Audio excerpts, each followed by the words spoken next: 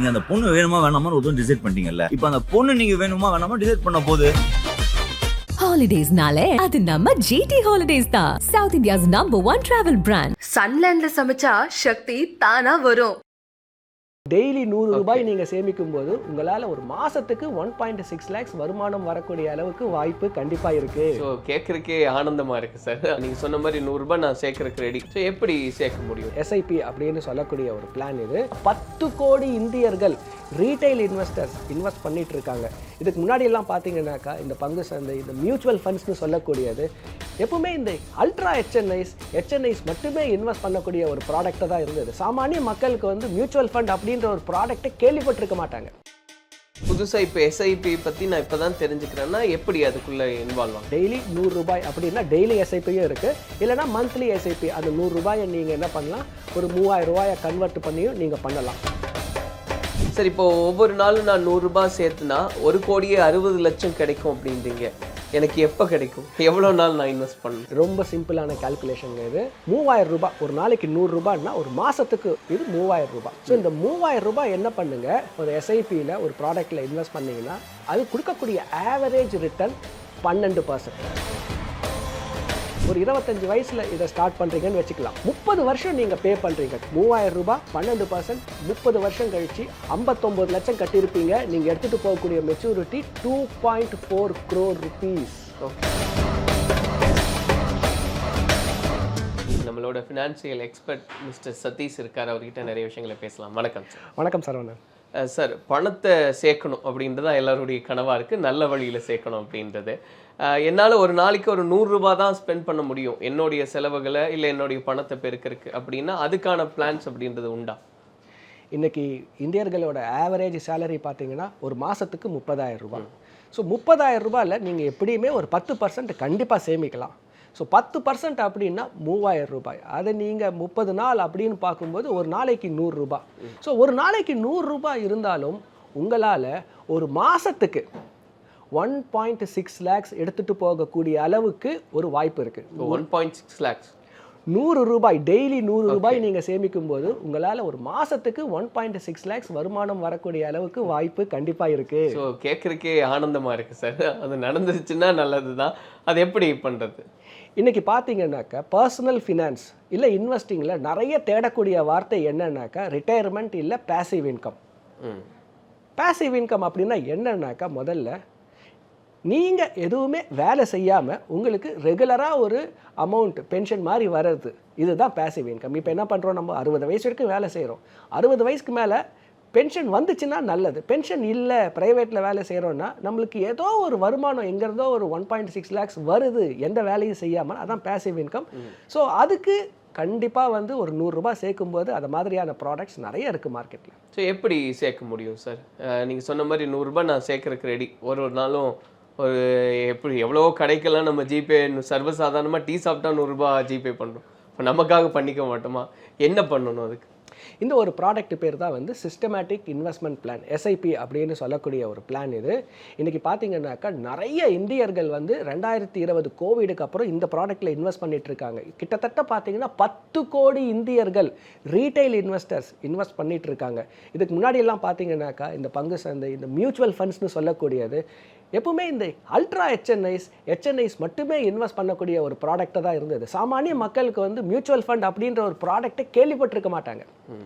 இன்றைக்கி பார்த்தீங்கன்னாக்கா நீங்களும் நானும் பேசிகிட்டு இருக்கோம், இதுவே ஒரு டிஜிட்டல் மீடியாவில் பேசிகிட்டு இருக்கோம். இந்த டிஜிட்டல் வந்து நிறைய விஷயங்களில் நம்மளுக்கு ஒரு ரெவல்யூஷனை கொடுத்துருக்கு. நம்பர் 1, நிறைய ஆப்ஸ் இன்றைக்கி வந்திருக்கு. நம்பர் 2, எல்லாருக்கும் இன்டர்நெட் இருக்கிறதுனால நிறைய நல்ல இன்ஃபர்மேஷனை எடுத்துக்க முடியுது.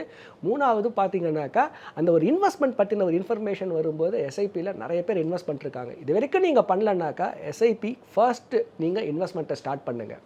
எப்படி பண்ணுறது சார்? புதுசாக இப்போ எஸ்ஐபி பற்றி நான் இப்போ தான் தெரிஞ்சுக்கிறேன்னா எப்படி அதுக்குள்ளே இன்வால்வ் ஆகும்? எஸ்ஐபின்னு சொல்லக்கூடியது ஒரு சிஸ்டமேட்டிக் இன்வெஸ்ட்மெண்ட் பிளான். மாதம் பண்ணக்கூடிய ஒரு பிளான். டெய்லி 100 ரூபாய் அப்படின்னா டெய்லி எஸ்ஐபியும் இருக்குது, இல்லைனா மந்த்லி எஸ்ஐபி. அந்த 100 ரூபாயை நீங்கள் என்ன பண்ணலாம், ஒரு 3000 ரூபாயை கன்வெர்ட் பண்ணியும் நீங்கள் பண்ணலாம். அது ஸோ நீங்கள் ஃபஸ்ட்டு என்ன பண்ணணுன்னாக்கா ஒரு ஆப், ஒரு மியூச்சுவல் ஃபண்டு ஆப். நீங்கள் வந்து மியூச்சுவல் ஃபண்ட்ஸுக்கு நிறைய ஆப்ஸ் இருக்குது, இல்லைனா வீட்டுக்கு பக்கத்தில் இருக்க ஒரு ஃபைனான்ஷியல் கன்சல்டண்ட்டை நீங்கள் ட்ரை பண்ணாலும் அவரும் உங்களுக்கு உதவி பண்ணுவார். ஸோ இந்த மியூச்சுவல் ஃபண்டுன்றது வந்து ரொம்பவுமே ஒரு கன்வீனியன்ட் ப்ராடக்ட்.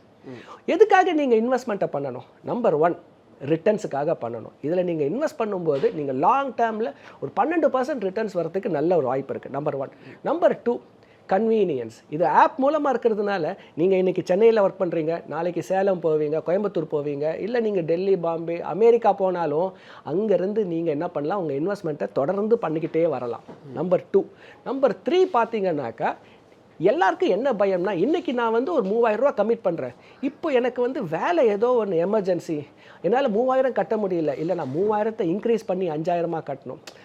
ஸோ அது ஒரு பெரிய ஒரு கமிட்மெண்ட்டாக போயிடுது அவங்களுக்கு. நான் லாங் டேர்முக்கு என்னால் கமிட் பண்ண முடியுமானே ஒரு பெரிய பயத்தில் என்ன பண்ணுறாங்க, ஸ்டார்ட் பண்ணாமல் இருக்காங்க. ஆனால் எஸ்ஐபியில் என்ன பண்ணலாம், நீங்கள் இன்க்ரீஸும் பண்ணலாம், டிக்ரீஸும் பண்ணலாம், ஸ்டாப்பும் பண்ணிக்கலாம். ஸோ அது ஒரு பெரிய ஒரு கன்வீனியன்ட் உங்களுக்கு. ஸோ தயவு செஞ்சு பயப்படாமல் நீங்கள் அந்த இன்வெஸ்ட்மெண்ட் ஆரம்பிக்கலாம். 3வது பெரிய அட்வான்டேஜ். 4வது பார்த்தீங்கன்னாக்கா, எதுக்குங்க இன்வெஸ்ட்மெண்ட்டு? ஏதோ ஒரு எமர்ஜென்சி அப்படின்னாக்கா நம்ம அந்த காசை எடுத்து அந்த எமர்ஜென்சியை நீட்ஸை வந்து நம்ம ஃபுல்ஃபில் பண்ணணும். இதுதானே இந்த எஸ்ஐபிக்கு லாக்இன் பீரியட்னு எதுவுமே கிடையாது. ஸோ எப்போ வேணாலும் வந்து லிக்விடிட்டியும் இருக்கும். லிக்விடிட்டி இருக்குன்றதுனால எடுக்கக்கூடாது, பட் அந்த ஒரு சௌகரியம் இருக்கும். ஸோ நீங்கள் கேட்கக்கூடிய எல்லா விஷயமும் ஒரே ப்ராடக்ட்டில் இருக்குது. நல்ல ரிட்டர்ன் கிடைக்குது, கன்வீனியன்ஸ் இருக்குது, எங்கே வேணால் ஆப்ரேட் பண்ணலாம், இன்க்ரீஸ் பண்ணலாம், டிக்ரீஸ் பண்ணலாம், அண்ட் தென் எப்போ வேணாலும் லிக்விடேட்டும் பண்ணலாம். ஸோ இதனால தான் இந்த பாப்புலராக ஒரு இருக்கக்கூடிய ஒரு இன்வெஸ்ட்மெண்ட் ஆப்ஷன் வந்து எஸ்ஐபி. 25,000 கோடி ஒரு மாதத்துக்கு இந்த எஸ்ஐபி ப்ராடக்ட்டில் வந்துட்டு இருக்கு. 10 கோடி மக்கள் இன்வெஸ்ட் பண்ணிட்டு இருக்காங்க இதில். எஸ். இப்போ அந்த ரிட்டர்ன்ஸ் 12% அப்படின்னா அது கம்பல்சரி 12% வரும் அப்படின்றது தானா? இப்போ மியூச்சுவல் ஃபண்ட் எஸ்ஐபியில் நீங்கள் இன்வெஸ்ட் பண்ணும்போது அந்த ஃபண்டு மேனேஜர் என்ன பண்ணுவார், பங்கு சந்தையில் தான் இன்வெஸ்ட் பண்ணுறாரு. நிறைய பேர் என்ன நினைக்கிறாங்க, பங்கு சந்தைன்னு சொல்லும்போதே வந்து அது ஒரு ஸ்பெகுலேஷன், அது ஒரு கேம்பிளிங், ப்ராஃபிட் அண்ட் லாஸ் இருக்கும். கண்டிப்பாக இருக்கும், கண்டிப்பாக இருக்குது. இது எப்போ இருக்குது அப்படின்னாக்கா இந்த ஷார்ட் டேர்மில் மட்டும்தான் இருக்குது. அது லாங் டேர்ம் ஒரு 5 வருஷம் நீங்கள் தொடர்ந்து இன்வெஸ்ட் பண்ணிங்கன்னாக்கா பங்கு சந்தை கொடுக்கக்கூடிய ரிட்டர்ன்ஸ் வந்து 12%. பாம்பே ஸ்டாக் எக்ஸ்சேஞ்ச் எடுத்துக்கோங்க, 1979 ஸ்டார்ட் பண்ணாங்க. 1979 இன்னைய வரைக்கும் பார்த்தீங்கன்னா அது கொடுத்துருக்கக்கூடிய ரிட்டர்ன் 14.5%. ஸோ 14.5%ல் இதே ரிட்டர்ன்ஸ் உங்களுக்கு வருன்றதை விட 12% வச்சுக்கோங்க.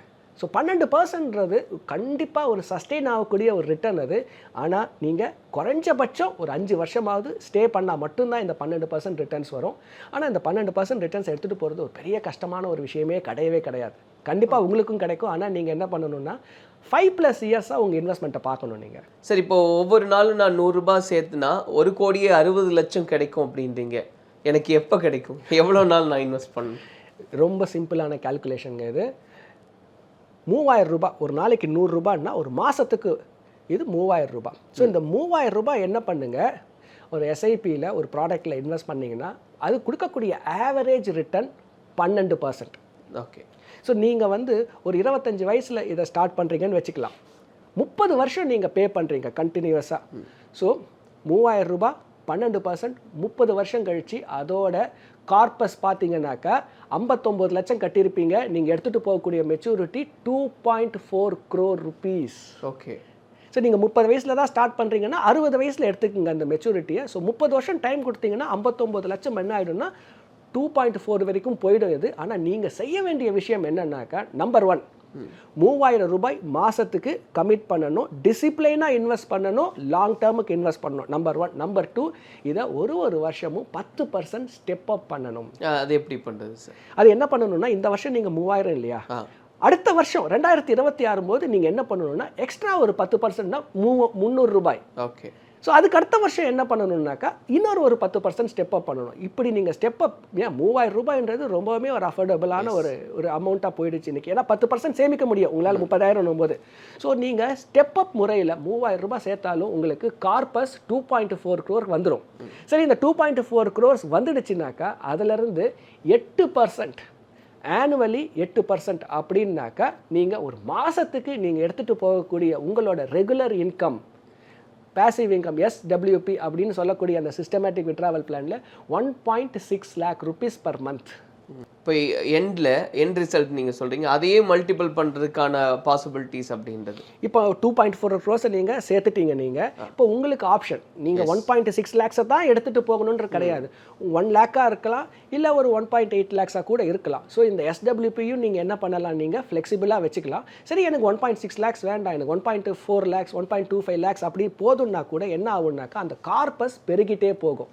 ஏன்னா அந்த கார்பஸ் வந்து 12% க்ரோ ஆகுது, நீங்கள் எடுக்கக்கூடியது 8% தானே.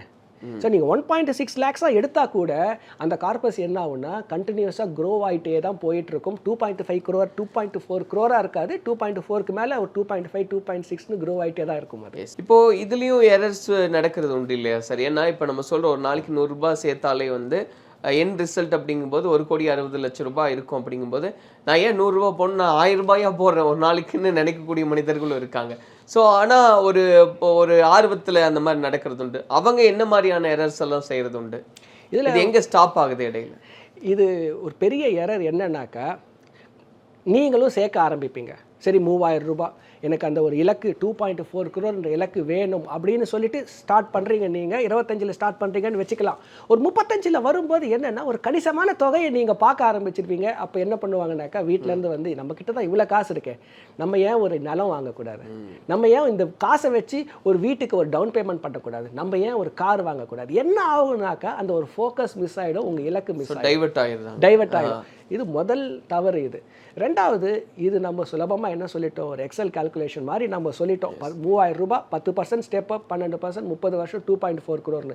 இந்த நடுவில் பார்த்தீங்கன்னாக்கா அந்த ஒரு டிசிப்ளைனை மக்கள் என்ன பண்ணிடுறாங்க, லூஸ் பண்ணிடுறாங்க, ஃபோக்கஸை லூஸ் பண்ணிடுறாங்க. ஸோ என்னன்னாக்கா உங்களால் 25 வயசில் 3000 பண்ண முடியுதுனாக்கா 30 வயசில் கண்டிப்பாக உங்களோட சம்பளம் என்ன ஆகுனாக்கா பெரிய லெவலில் தான் போயிருக்கும். ஸோ நீங்கள் என்ன பண்ணலான்னா இன்னமுமே நிறைய டாப் அப் பண்ணுறதுக்கு தான் உங்களுக்கு வந்து வாய்ப்பு இருக்கும், தவிர்த்து அதை கீழே போகிறதுக்கு வாய்ப்பு இருக்காது. ஆனால் என்ன ஆகிடும்னாக்கா அந்த ஒரு லைஃப் ஸ்டைல் அது சேஞ்ச் ஆகும்போது நீங்கள் அதிகமான கமிட்மெண்ட்ஸ் எடுக்க ஆரம்பிச்சிடுவீங்க. ஒரு பெரிய கார் வாங்குறது, இல்லை ஒரு இஎம்ஐக்கு கமிட் பண்ணுறது, இதை மாதிரி பண்ணிட்டாக்கா முதல்ல அடி வாங்குறது எதுனா உங்கள் சேவிங்ஸ். இந்த தவறை செய்யாதீங்க. 2.4 crore இலக்கு அப்படின்னா அந்த ஒரு ஃபைனான்ஷியல் அசட்டாக 2.4 crore சேர்ற வரைக்கும் எதையுமே பார்க்காதீங்க. எஸ். இப்போ சார் இது நம்ம பேசும்போது ஒரு 30 வருஷம் அப்படிங்கும்போது ஒரு லாங் டேர்ம் இல்லையா? யாருக்கா இருந்தாலும் இடையில டைவர்ட் ஆகுறதோ அந்த மாதிரி ஒரு ஆசோலேஷன் அப்படின்றது இயற்கை தான். அப்போ இது போக வேற எனி பிளான்ஸ் அப்படின்றது ஒரு 10 years பிலோ அதுக்குள்ளேயே நம்மளால ஒரு பெரிய வேல்யூவை அடைய முடியும், அந்த மாதிரியான வாய்ப்புகளும் உண்டா? நிறைய பேர் என்ன பண்ணுறாங்கனாக்கா, இன்றைக்கி ஒரு 25-30,000 ரூபா சேலரி 35 வயசுலேயுமே அவங்களுக்கு அவ்வளோதான் சேலரியாக இருக்குது. ஆனால் அவங்க என்ன பண்ணுறாங்க, அந்த முயற்சியை கைவிடுறதில்ல. ஒரு கவர்மெண்ட் ஆஃபீஸில் கான்ட்ராக்ட் ஒர்க்கர் அவர் என்ன பண்ணுறாருனாக்கா, அவரோட சேலரியே 30,000 தான். ஆனால் அவர் கரெக்டாக 6 மணிக்கு வீட்டுக்கு வந்துட முடியும். அவர் என்ன பண்ணுறாரு, 6 மணிக்கு மேலே 7லேருந்து 10:30 வரைக்கும் 11 மணி வரைக்கும் ஆட்டோ ஓட்டுறாரு. அவர் என்ன பண்ணுறாரு, அதில் ஒரு பார்ட் டைமாக ஒரு அமௌண்ட்டை சம்பாதிக்கிறாரு. அந்த அமௌண்ட்டையும் என்ன பண்ணுறாரு, அவர் எஸ்ஐபியில் இன்வெஸ்ட் பண்ணிகிட்ருக்காரு. ஒரு ஸ்டூடெண்ட் டிப்ளமா படிச்சுட்டு இருக்காரு, அதுவுமே அவர் வந்து டிஸ்டன்ஸ் எஜுகேஷனில் படிச்சுட்டு இருக்காரு. அவர் என்ன பண்ணுறாருன்னா, அம்பத்தூர் இண்டஸ்ட்ரியல் எஸ்டேட்டில் ஒரு 20,000 ரூபாய்க்கு ஒரு வேலை செய்கிறாரு. காலையிலெல்லாம் வேலை செய்கிறாரு, ஈவினிங் ஆனால் என்ன பண்ணுறாருனாக்கா 7 மணிக்கு மேலே ரேப்பிடோ ஓட்டுறாரு அவர். பட் இதை தொடர்ந்து பண்ண முடியாது. ஆனால் இப்போ என்ன பண்ணுறாரு, அவர் அது ஒரு பார்ட் டைமாக பண்ணிவிட்டு அவர் எஸ்ஐபியை 3000 இல்லைங்க 6000 7000ன்னு சேர்க்குறாரு. கொஞ்சம் பாருங்கள், இப்போவே அவர் டிப்ளமா படிச்சுட்டு இருக்காரு, அந்த சம்பந்தமான ஒரு வேலை செஞ்சுட்டு இருக்காரு. ஒரு 10 வருஷம் கழித்து அவர் டிப்ளமா முடிச்சுட்டு ஒரு நல்ல எக்ஸ்பீரியன்ஸ் இருக்குன்னா கண்டிப்பாக ஒரு பெரிய கம்பெனியில் ஒரு வேலை கிடைக்குங்க. இன்றைக்கி மேனுஃபேக்சரிங் பெருகிட்டே போகுது இன்றைக்கி. ஸோ இப்போ என்ன சேர்க்குறாரோ அதை விட ஃப்யூச்சரில் நிறைய சேர்க்க முடியும். ஸோ உங்கள் இலக்கு நீங்கள் 30 வருஷம் வேணாங்க, அதுக்கு முன்னாடியே அடையிறதுக்கு ஒரு பெரிய ஒரு வாய்ப்பு இருக்குது. என்னன்னாக்கா, நீங்கள் ஃபஸ்ட்டு நம்பணும், நமக்கு இவ்வளோ தான் வாழ்க்கை, என்னால் இவ்வளோ தான் சேமிக்க முடியும்னு நீங்களே ஒரு முடிவுக்கு வந்துடக்கூடாது. அந்த ரெஸ்பான்சிபிலிட்டியை கையில் எடுத்து, எனக்கு ஒரு ஃபேமிலி இருக்குது, இந்த ஃபேமிலிக்கு நான் வந்து அவங்களோட ட்ரீம்ஸ் எல்லாம் நான் அச்சீவ் பண்ணணும், அதுக்கு சேமிப்பு முக்கியம்னு நீங்கள் முடிவு பண்ணிட்டீங்கன்னாக்கா கண்டிப்பாக காசுன்றதை வந்து சம்பாதிக்க முடியும். Yes sir. இப்போ இந்த மாதிரியான டாபிக்ஸ் நம்ம பேசும்போது, இல்லை மணியை சேர்க்கணும், இன்வெஸ்ட் பண்ணணும்னு சொல்லும்போதே உடனே வாரன் பஃபட் கிட்ட போயிடுது, இந்த மாதிரி இருப்பாங்க. ஆனால் ஒரு எக்ஸ்பர்ட்டாக இருக்கும்போது நீங்கள் நம்ம சாமானிய மக்கள்லேயே, ஏன்னா குருவ மிஞ்சின சிஷ்யன்ற மாதிரி இவர் இந்த மாதிரி ஒரு பிளான் பண்ணார், இவ்வளோ தான் இன்வெஸ்ட் பண்ணார், இந்த அளவுக்கு வந்தாருன்னு நீங்கள் பார்த்து வியந்த மனிதர்கள் இருக்காங்களா? மணின்றது ஒரு கான்ஃபிடென்ஷியல் அண்ட் சென்சிட்டிவ். இன்னைக்கு பார்த்தீங்கன்னாக்கா எல்லாருமே மணி அப்படின்னு ஒன்று வாரன் பஃபெட் கிட்ட போயிடுறாங்க. ஒரு மில்லேனியர், ஒரு கோடீஸ்வரன் அப்படின்னாக்கா அவர் என்ன பண்ணுவார், ஒரு பெரிய ஒரு கார் வச்சுருப்பாரு, ஃப்ளாஷியாக இருப்பார், தாம் தூம்னு செலவு பண்ணுறாரு. உண்மையில் ஒரு மில்லேனியர் அப்படின்னாக்கா அமெரிக்கா ஒரு கால்குலேஷன் படி 8 கோடி ரூபாய், 10 லட்சம் அப்படின்றது ஒரு மில்லேனியர். இன்றைக்கி 10 லட்சம் இன்ட்டு 84 ருபீஸ் அப்படின்னா 8.4 crores. அது இந்த ஒரு பர்ச்சேசிங் பேரிட்டி அப்படின்னு நீங்கள் பார்த்தீங்கன்னாக்கா இந்திய ஒரு மணிக்கு கன்வெர்ட் பண்ணும்போது அந்த பிபிபியில் பார்த்தீங்கன்னா 3.2 crore rupees. யாராவது ஒருத்தர்கிட்ட 3.2 crore rupees இருந்ததுனாக்கா ஃபைனான்ஷியல் அசட்டாக இருந்துச்சுன்னா அவர் ஒரு மில்லேனியர். அவர் மில்லேனியர்னு நீங்கள் ரோட்டில் பார்த்தா கூட சத்தியமாக நம்ப மாட்டீங்க. என்னோட இன்வெஸ்டர்ஸ் ஒரு 25 பேர் 3.2 crores மேலே ஃபைனான்ஷியல் அசட் வச்சுருந்தாலும் அவங்க ஓட்டக்கூடிய கார் சாதாரணமாக ஒரு 8 லட்சம் ரூபாய் கார், 10 லட்சம் ரூபாய் கார். அவங்க கிட்ட அந்த ஒரு சொத்து இருக்குன்னு அவங்க எப்படியும் காமிச்சிக்க மாட்டாங்க. அவங்க ஃபைனான்ஷியல் டிசிஷன்ஸும் சரி, அவங்க செய்கிற செலவுகளும் சரி நிறைய ஃப்ரூகலாக தான் இருக்கும். ஸோ என்ன பண்ணுங்க, நீங்கள் கன்சிஸ்டண்ட்டாக சேர்க்க ஆரம்பிங்க. காசு சேர்ந்த உடனே கூட அந்த இலக்கை அடையிற வரைக்கும் என்ன பண்ணாதீங்க, அதை டீவியேட் ஆகாதீங்க, ஃபோக்கஸை மட்டும் மிஸ் பண்ணாதீங்க. பணக்காரங்கனாலே ரோல்ஸ் ராய்ஸில் தான் போவாங்க, பெரிய பங்களா வச்சுப்பாங்க, இதெல்லாம் வந்து மித்து தான். இதான் 2 கைண்ட் ஆஃப் பணக்காரர்கள் இருக்காங்க. எஸ், ஒன்று மில்லேனியர்ஸ், இன்னொன்று பில்லேனியர்ஸ். அவங்களுக்கும் இவங்களுக்கும் ஒரு பெரிய வித்தியாசம் இருக்குது.